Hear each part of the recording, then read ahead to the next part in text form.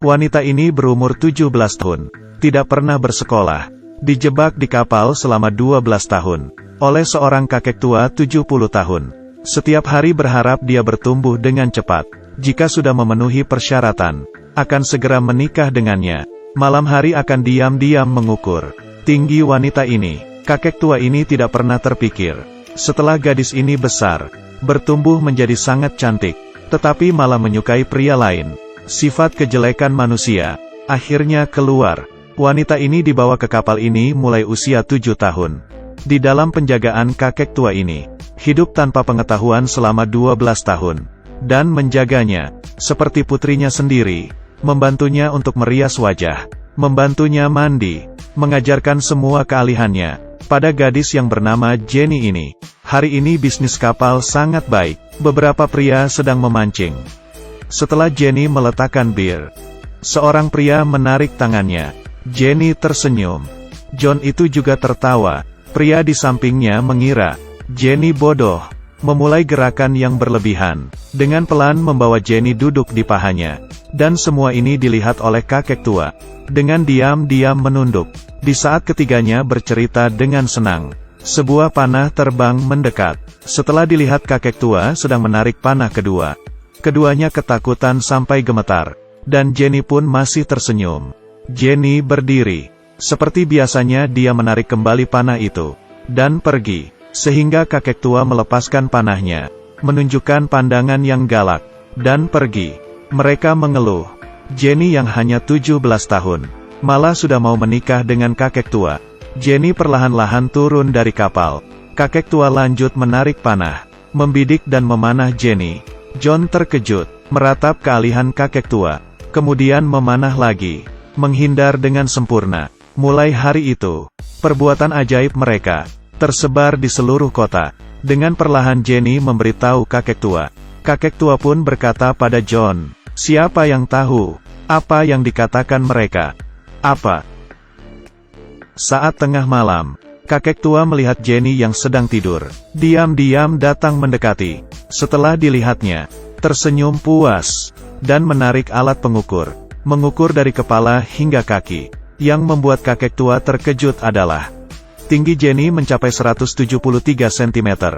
Waktu untuk menikahinya sudah mendekat. Keesokan harinya, kakek tua pergi membeli di darat, dan membawa sepasang sepatu merah, terjatuh ke lantai. Keduanya saling melihat tanpa bicara. Sebenarnya, Jenny sudah tahu tujuan kakek tua. Diam-diam membuka brankas kecilnya sendiri, meletakkan sepatu itu ke dalam. Dia mengira Jenny tidak mengerti, tetapi dia salah. Jenny yang sekarang, beberapa hari lagi akan bertumbuh dewasa. Hanya saja dia takut. Turis yang memancing memanggil Jenny. Dia pun menuruti mereka. Ini juga pertama kali dia melihat foto barang yang keren ini. Dia tersenyum bahagia. Tiba-tiba mereka menyentuh Jenny. Jenny pun tersenyum, berpura-pura bodoh. Tiba-tiba sebuah panah meluncur ke papan dekat mereka. Ternyata kakek tua, dengan marah mendekati mereka, menarik Jenny dan pergi. Dua orang itu sangat marah, dan merencanakan sesuatu. Mereka mendekati kakek tua, memeluknya, dan mengikatnya dengan tali besar. Keduanya bergegas ke dalam kapal dengan semangat. Jenny sepertinya tahu, pandangannya menjadi dingin, langsung berlari, masuk ke bagasi kapal. Ketika melihat mereka yang sedang mengejarnya, sengaja membiarkan mereka tahu keberadaannya. Perlahan-lahan menutupi. Setelah membuka pintu dan masuk, mereka mencari, tetapi tidak menemukan Jenny. Saat mereka mengeluh, tiba-tiba terkejut. Jenny sudah berdiri di atas depan mereka, mengangkat busur panah, tersenyum aneh, langsung memanah kaki pria itu. Kedua pria itu berteriak kesakitan. Kemudian Jenny melihat kakek tua, dan menarik panah, dan memanah dengan pelan. Kemudian melihat mereka, dan pergi. Setelah itu, tidak ada yang berani mengganggu kehidupan mereka lagi. Tetapi hari ini datang sebuah kapal, dengan pria tampan yang bernama David. Jenny sangat senang ngobrol dengannya. Kakek tua sedikit marah. Dia menarik Jenny. Jenny pun berubah.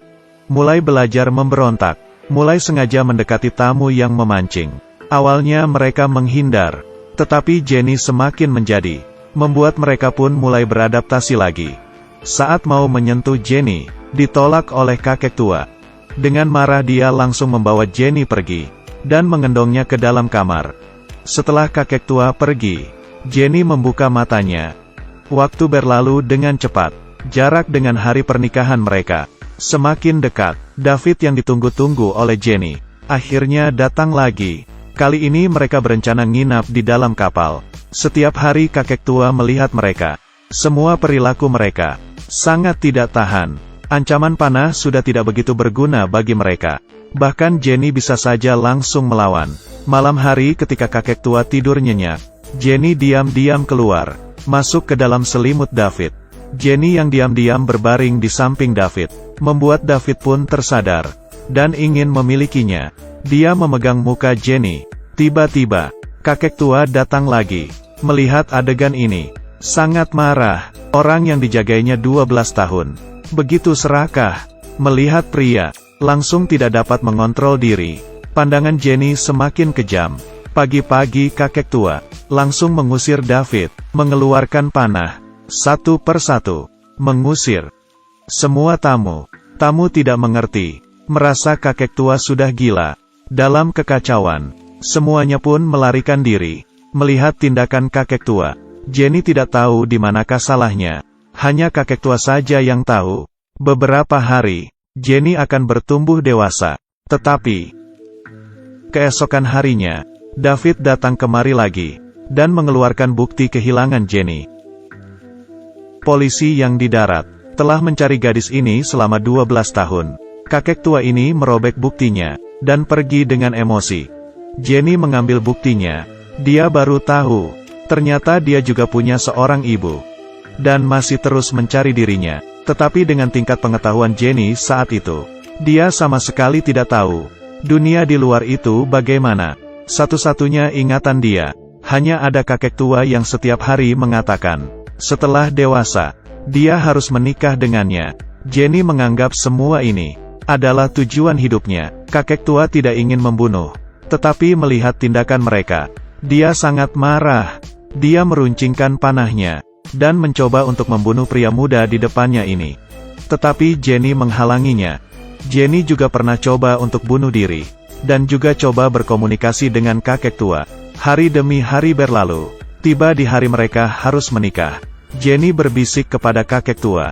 Kakek tua menyampaikannya ke David. Kemudian, kakek tua melepaskan mereka, dan melepaskan diri sendiri. Saat mereka berdua pergi, sama sekali tidak menoleh balik.